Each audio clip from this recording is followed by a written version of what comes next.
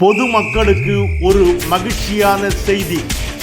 வேதாரண்யத்திலிருந்து வேட்டைக்காரனிருப்புக்கு புதிய வழித்தடத்தில் புத்தம் புதிய சிற்றுந்து.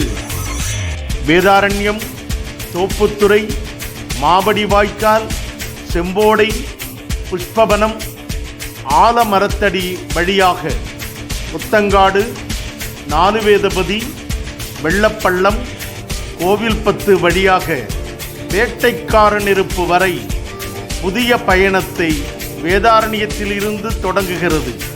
எனவே பொதுமக்களும் மாணவ மாணவிகளும் வணிகர்களும் தொழிலாளர்களும் எங்கள் சிற்றுந்தை பயன்படுத்தி நல் ஆதரவை தருமாறு பணிவோடு கேட்டுக்கொள்கின்றோம். அன்புடன் நன்றி, வணக்கம்.